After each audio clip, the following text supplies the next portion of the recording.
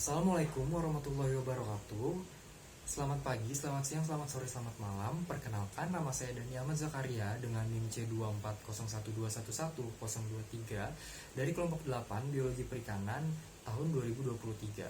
Pada kesempatan hari ini, saya akan memaparkan seminar hasil penelitian saya mengenai analisis pertumbuhan reproduksi dan makanan ikan-ikan layang Decapterus russelli rupe 1830 yang ditangkap di Selat Makassar.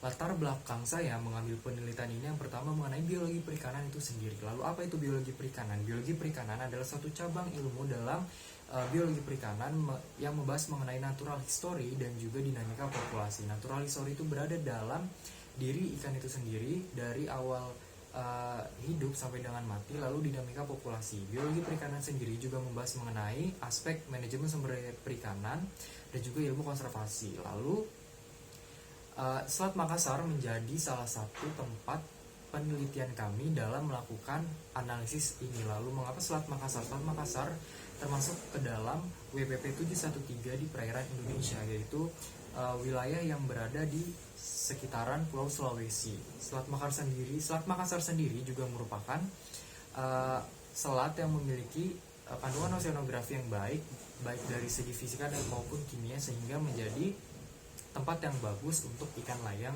bereproduksi. Ikan layang sendiri juga merupakan suatu komoditas utama yang dapat dimanfaatkan sehingga memiliki nilai ekonomis yang tinggi. Dan ikan layang juga merupakan ikan dengan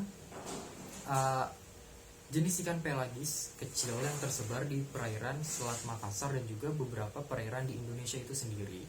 Lalu dengan hasil yang dibahas mengenai aspek ini, biologi perikanan dan juga pemanfaatan ikan layang sendiri, ikan layang juga rentan terhadap overfishing, di mana penangkapan berlebih terkait kasus ekonomi ikan layang yang merupakan ikan dengan komoditas ekonomi tertinggi akan menyebabkan suatu kepunahan bila tidak dicegah dari sekarang, yaitu dengan menjaga ekosistem laut. Metode penelitiannya hari ini Metode penelitiannya dilakukan pada tanggal 11 Februari hingga 11 Maret tahun 2023, tepatnya di Laboratorium Biologi Perikanan, dan juga ruang kelas manajemen sumber daya perikanan MSP FPIK IPB, dan dapat dilihat mengenai alat dan bahan yang tertera pada layar. Lalu masuk ke bagian metode. Metode ada 3, yaitu metode pertumbuhan, reproduksi, dan juga analisis makanan. Pada metode pertumbuhan bisa dilihat pada layar yang tertera mengenai bagaimana cara melakukan praktikum. Lalu masuk ke bagian metode reproduksi, di mana terdapat 3 bagian, ada 3 pengujian, yaitu secara volumetrik, gravimetrik, dan hubungan. Lalu ada pengukuran diameter telur. Lanjut ke bagian metode makanan, bisa kita lihat juga pada layar yang tertera bagaimana cara melakukan praktikum metode makanan. Masuk ke bagian analisis data. Analisis data terbagi menjadi 3 juga, mengenai pertumbuhan, reproduksi, dan juga makanan ikan. Pada aspek pertumbuhan terdapat distribusi frekuensi panjang, hubungan panjang bobot, dan juga faktor kondisi. Lalu pada reproduksi terdapat nisbah kelamin, indeks kematangan guna, dan juga fekunditas. Pada makanan terdapat indeks preponderans atau indeks bagian terbesar. Lalu ada luas relung, tumpang tindih, panjang usus relatif, indeks isi lambung, dan juga hubungan volume makanan dengan panjang ikan. Masuk ke bagian hasil dan pembahasan pertumbuhan. Pada distribusi frekuensi panjang bisa dilihat tertera pada layar. Distribusi frekuensi panjang ikan layang total antara jantan dan betina paling tinggi terdapat pada selang kelas 260 hingga juga 261, di mana distribusi frekuensi panjang ikan layang didominasi oleh ikan layang betina. Lalu masuk ke bagian hubungan panjang bobot. Hubungan panjang bobot ini akan mempengaruhi hubungan panjang dan bobot pada ikan layang itu sendiri. Pada hubungan panjang bobot total ikan layang dan juga betina didapatkan hasil nilai slope sebesar 3,068 dengan nilai R kuadrat sebesar 0,9239. Hal ini menandakan setiap pertambahan panjang dan bobot ikan layang sebesar 3,0808 akan mempengaruhi bobot sebesar 0,9239. Begitu juga pada ikan layang jantan dan betina didapatkan pada ikan layang jantan yaitu nilai base load sebesar 3,0978 dan R kuadrat 0,9387, dan juga pada ikan layang betina didapatkan hasil 3,062 dan juga nilai R kuadrat 0,993. Lalu masuk ke bagian hubungan panjang bobot. Mohon maaf tadi ada yang terlewat pada bagian pola pertumbuhan. Pola pertumbuhan ikan layang jantan dan betina pada bulan April didapatkan hasil pertumbuhan alometrik negatif, di mana pertumbuhan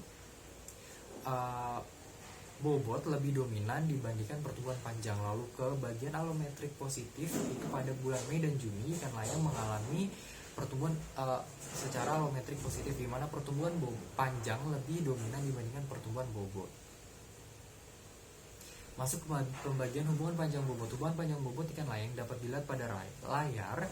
Pada ikan layang jantan bulan April didapatkan nilai ALB yaitu sebesar 2,637 dan juga R kuadratnya 0,718, dan pada ikan layang betina didapatkan pada bulan April sebesar 2,1413 dan juga nilai R kuadrat 0,6. Masuk ke bagian faktor kondisi ikan layang.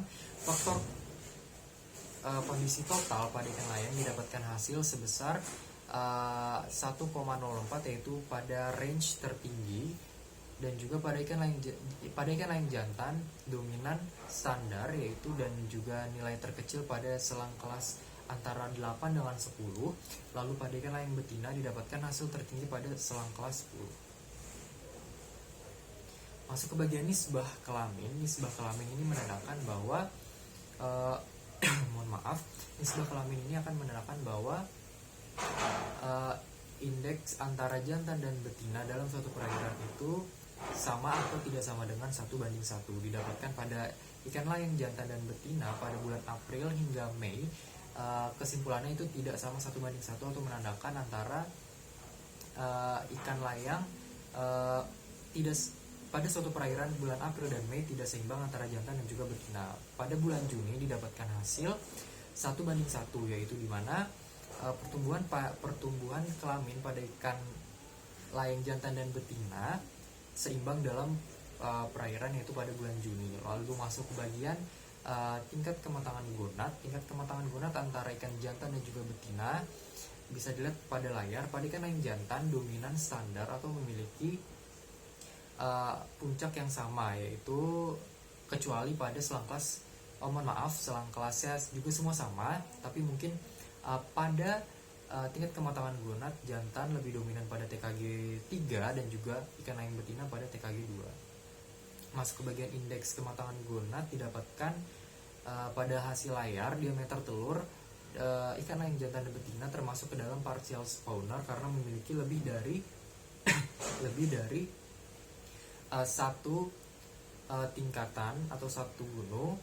Bisa dilihat pada layar. Masuk ke bagian fekunditas, terdapat nilai slope sebesar 0,123 pada ikan jantan dan juga pada ikan betina didapatkan hasil 0,814, di mana akan mempengaruhi fekunditas pertumbuhan panjang dalam pemijahan ikan.